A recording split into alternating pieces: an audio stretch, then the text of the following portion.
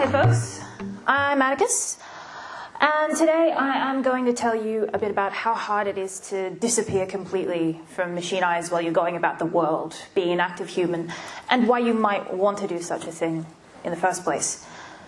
Tracking people when they're walking around the real world is getting more and more dependent on facial detection and facial recognition. So if you want to be invisible to cameras, learning how that these things are used is the first step to finding out how to stop them being used on you without your consent. So that's what we're going to talk about. This is the introductory credits for the American TV series Person of Interest. There's a whole bunch of high-tech face detecting stuff going on here.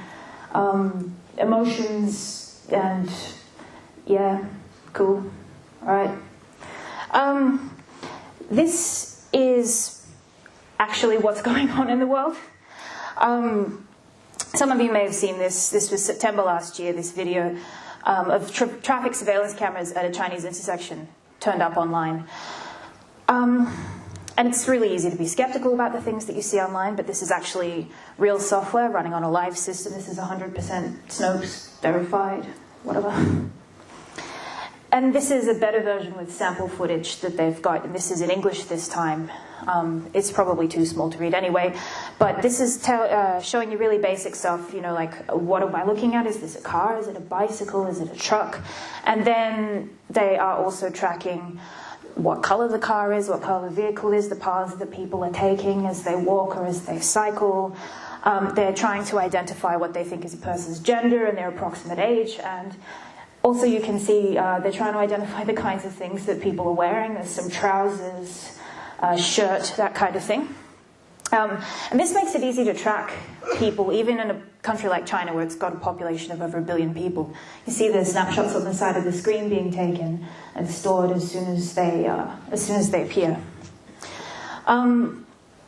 SenseTime, which is the company that makes the Sense Video software, have another product called Sense Face, which does exactly what it says on the tin.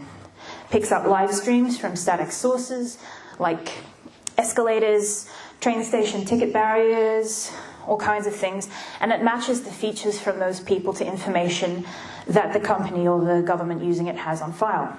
And the Chinese government requires an ID card for all citizens over the age of 18, so they have all that info already.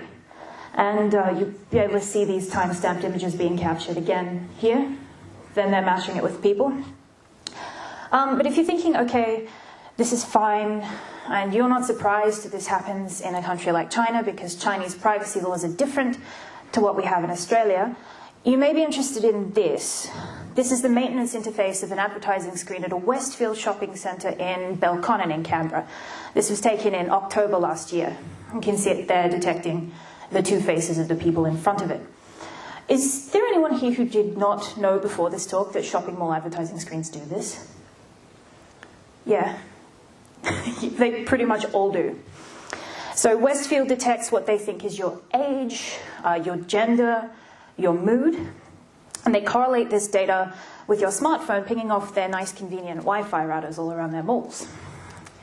A spokesperson for Westfield said that they do this to connect customers with retailers in a more meaningful way. I have no idea what that means. But I do know that they use this data to track pedestrian patterns in their malls and to work out who's going where and what shops they're walking past, where they can place relevant advertising. They do all of this without your consent. You set foot in a mall, this will happen to you. The reason why Westfield thinks it's okay that they've rolled out this tech to all of their malls is a pretty important one. It's the difference between facial recognition and facial detection. Facial detection allows a system to detect when it thinks it is seeing a human face. Facial recognition means that a system can detect when it is seeing a specific human face, and it will likely connect the information about that human face to their real identities and other information about them. So Westfield and things like Sense Video, that's detection. They don't connect it to personal data. This is why Westfield doesn't need consent to do this. And the law backs them up on it. So the Australian Privacy Act of 1988 only regulates the collection of personal and sensitive information. This is things like names and addresses and medical histories. And Westfield doesn't need consent for anything else because it's not legally personal, which is completely ridiculous, but these laws are out of date like a lot of laws, because your face is pretty personal. It's in public all the time. It identifies you. In some cases, it can unlock your phone. But it's cool because it could become legal to do a lot more than this pretty soon anyway. So there's a bill being currently tossed around Parliament right now, this Identity Matching Services Bill of 2018. This is to draw together a database of faces from passports, driver's licenses, criminal records, immigration data, and other documents held by federal and state governments in Australia, and then to match those with information about our identities. And they will give Peter Dutton's Office of Home Affairs access to the whole capability. And they actually literally call it the capability with like a capital C, like they're a James Bond villain or something. That's what it's called. So this bill suggests that they want this capability for the following highly specific purposes: preventing identity crime, general law enforcement, national security, protective security, community safety, road safety, and identity verification. But it's pretty easy for Dutton not to be worried because facial recognition doesn't work on potatoes. And full-blown recognition capability might not be too much of a problem for Westfield soon anyway, because the Attorney General's Department's been considering selling access to this database of faces and info to private companies like Westfield as well. And a few weeks ago, a New Zealand supermarket chain also got a lot of press when it came out that they were using face recognition detection in their stores to try and detect shoplifters. And this only came out because they used this tech to apprehend the guy in a New World supermarket, and it turned out that he wasn't actually a shoplifter and not the person that they were after. Yay for cutting-edge technology. So, if you don't like the kind of facial detection stuff that goes on in public places and you want to opt out, but you still like shopping malls and walking on public streets, what do you do about it? Firstly, we have to understand how facial recognition works. There are 3 steps to this process. There's detection, face print creation, and then verification or identification. Traditional computer vision facial detection is all about the patterns. This is light and dark maps, the pattern of eyes, nose, and mouth on your face. This is an example of one of the oldest ways to do this. This is called the Viola-Jones Object Detection Framework. So it detects patterns of light and dark relative to the patterns next to them, and it refines its model over a few iterations. It's pretty crude pattern matching, and it needs a full frontal image of a face in order for it to work. But when it does work, it works pretty well. This is what most phone cameras will use to detect faces and put a box around them when you're trying to take a picture of somebody. It's cheap, it doesn't take much processing power. So how do you get a more accurate map of this face from when it isn't just front on ideal conditions looking straight at you? You create a mesh.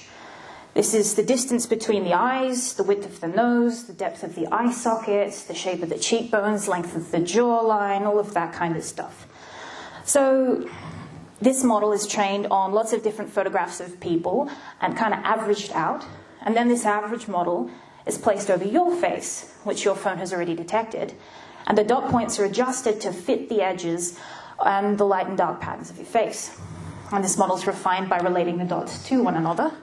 This creates a mesh of your face that can track you as you tilt and you move. And there are some newer methods. This is what the iPhone's True Depth camera sees. This is just one frame.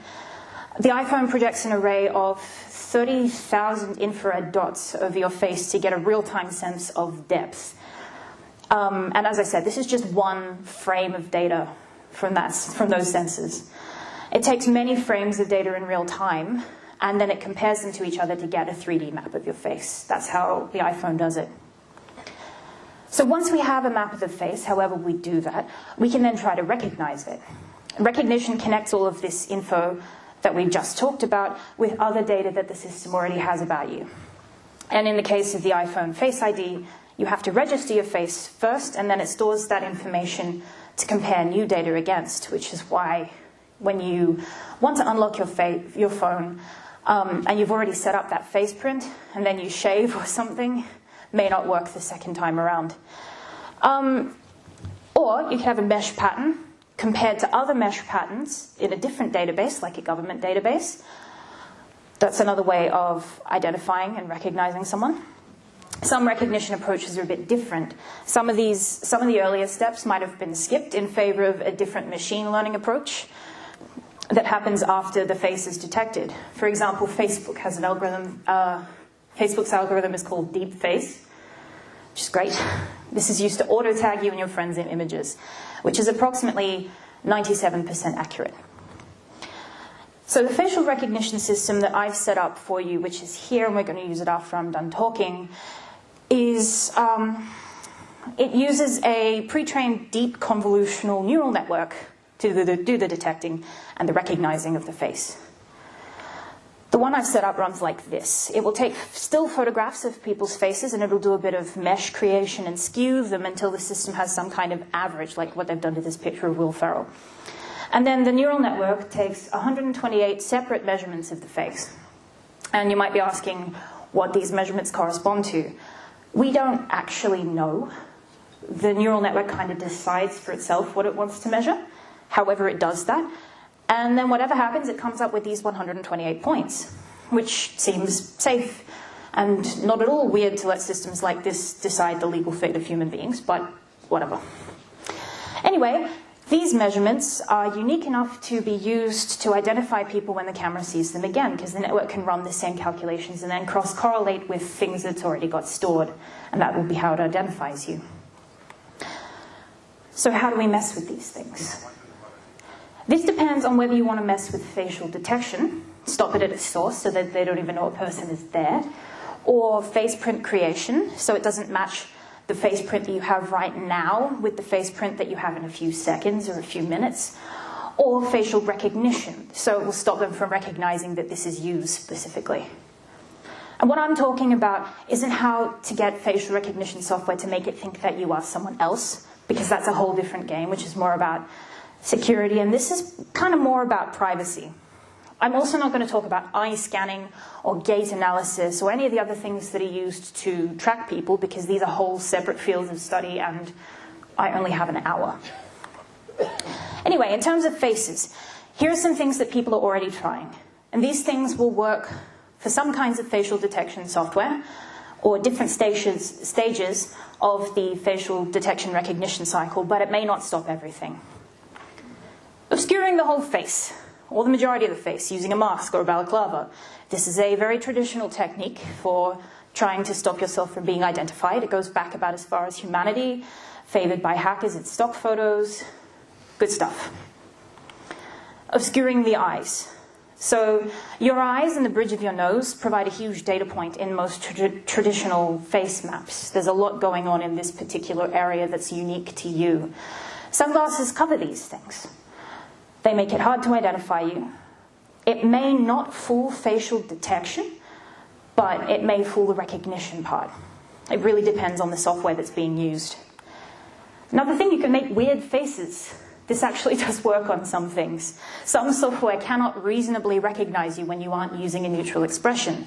Passport photos and airport smart gates are in this category. When I've come off a long flight and I'm really tired, quite often it will take a couple of goes. At this point, I have to talk about the work of HARVEY. He's an artist who's based in Berlin. He does a lot of research work and projects around facial detection and surveillance. And he's most known for his CV Dazzle work, which is a computer vision attempt at dazzle camouflage.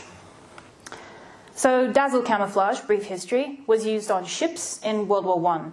It was not intended to conceal the ships or make them invisible. It was supposed to make it difficult to estimate things about the ship, like how fast it was going or how far away it was from you, which way it was facing. That way, it was supposed to make the ships harder to fire at and harder to predict where they were going to be next. So if you're an enemy looking at the ship, you can't make assumptions about what it's going to do or where it's going to be. So it did this, like you see here, using huge blocks of color in irregular patterns on the ships to break up their outlines and their features so that they were harder to see properly. So in the same way, CV Dazzle, which is this stuff, will not make you invisible. To other human beings, it will make you look like you're really into Neuromancer cosplay, which is fine if you are. But to computers, it will make it a lot harder for the older and more common computer vision algorithms to recognize your face, because it breaks up a lot of the outlines that algorithms like the Viola-Jones detection framework are designed to detect. Mostly, it, as you can see here, messes with these patterns of light and dark. And HARVEY has experimented with a lot of different CV dazzle looks over time. You can see more of them here, and more of them at his website, which is cvdazzle.com. He's got a whole gallery, it's really good.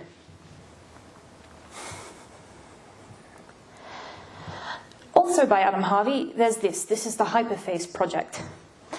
This aims to saturate some kinds of facial recognition algorithms with a bunch of patterns that it wants to interpret as faces, and to stop it recognizing actual faces. So you could, and Adam Harvey has, made shirts and clothing printed with this, and if you wear that walking down the street, some computers will freak out. So will some people. This is the Stealthware project. This is also Adam Harvey. He's created a fabric. This is actually silver-plated and thermally reflective, so it stops the thermal signature of the person wearing it from being read by a long-range infrared camera. And this one stops the detection of faces, again, mostly by covering them, but it can also stop the detection of people more generally. He also sells this mirror. Okay, this is not Adam Harvey. This is a guy called Saif Siddiqui who's done this one. This is the paparazzi scarf. This scarf, they say Siddiqui was inspired to make this after a bicycle reflector ruined a photograph of his when he was using flash, because it reflected all the light right at him, and he thought, okay, that's a good way of stopping someone taking a picture of you. So it's pretty effective. Apparently even Paris Hilton has one. And the scarf in this picture will cost, it costs I think about 630 Australian dollars, which is why Paris Hilton gets to have one and you don't. But for everyday people who don't have $630 to drop on like one scarf, there are reflecticals, which are along the same lines as the paparazzi scarf, but for your face. This was a Kickstarter project. They are sunglasses with reflectors on the front of them, and they work a little bit like this, with visible light and with infrared light as well.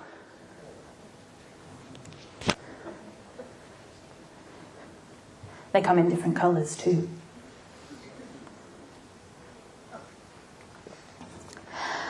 Okay, so this is stuff that people are already trying and have been doing for a few years.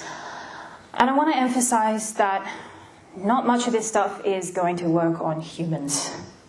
They won't stop humans from seeing that you're there. You will be visible to other people. You can't use these things to try and make mischief in broad daylight, but computers may not be able to detect you or recognize you, which is much better for your privacy in some ways. There are also some emerging methods for thinking about how we are going to work around newer detection algorithms, but they're not very well formulated yet. A lot of them are still experimental, or they're papers that came out this year or late last year, so they're still in the early stages. But I'm hoping today to get you thinking about some new counter-surveillance methods as well. Hopefully something in this will spark an idea for someone here, and we'll see what we can do with that. Right now, the most effective way to not be correctly identified by facial recognition algorithms is not to be a white guy.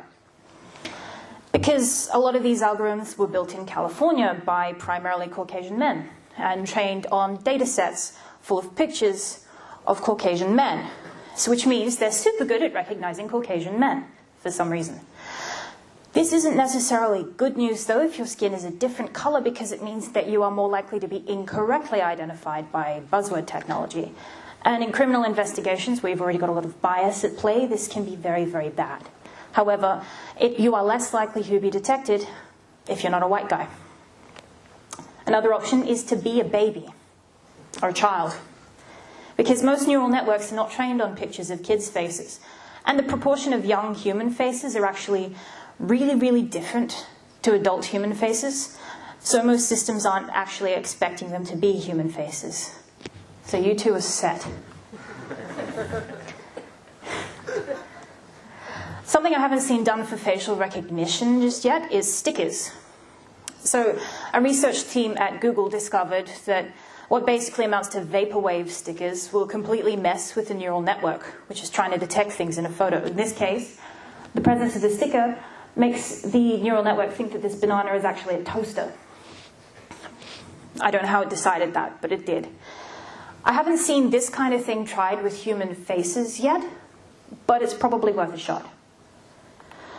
And in other ideas, there's this paper which was published in March. It showed that beaming patterns of infrared light into your face, and that's not a visible human spectrum, so it won't bother you. But beaming that light into your face in different ways, it can make facial recognition algorithms think that you are someone else. So these researchers here successfully got one of their team members to be recognized as Moby using this method.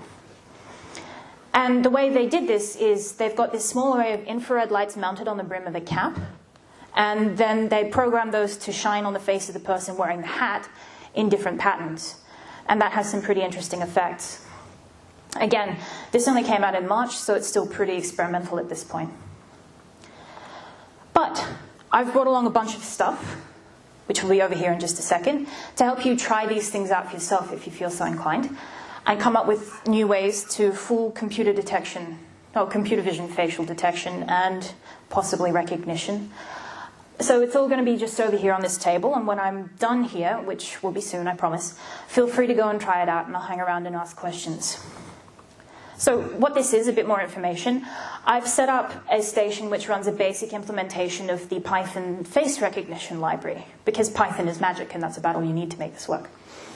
So you can play around with some of the disguises. I've brought some wigs and some beards and some masks and some face paint and some reflective tape and a few things. You can play around with what I'm setting up for you. You can play around with the apps that you have on your phone, like Snapchat, your camera app, whatever else you have.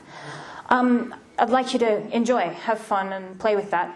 The stuff that's running on my machine is just running locally. That machine is not connected to the internet. That information is not going to be stored anywhere in case anybody is concerned about that.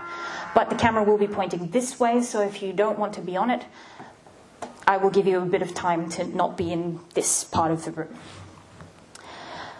I know you can't read this, but that's fine. I'll go over this in a second. But just to give you some inspiration before you start playing, on the CV Dazzle website, Adam Harvey has provided some style tips that might help you. And they basically amount to this. So if you've got makeup, avoid enhancers, because the whole point of them is to amplify key facial features. They make your face easier to detect. So instead of that, you can apply makeup that contrasts with your skin tone in unusual tones and directions, all of that. Light colors on dark skin, dark colors on light skin, all of that. The nose bridge, again, as I said earlier, there's a lot of information in this area. This is the region where the eyes and the nose and the forehead all intersect. Some facial recognition algorithms go as far as detecting the shape of your tear ducts as a unique identifier for you. So you can obscure that. That's a pretty good way of stopping yourself being recognized as you. Eyes, overall, as well, just obscure them. Masks are really effective and also pretty illegal in most places.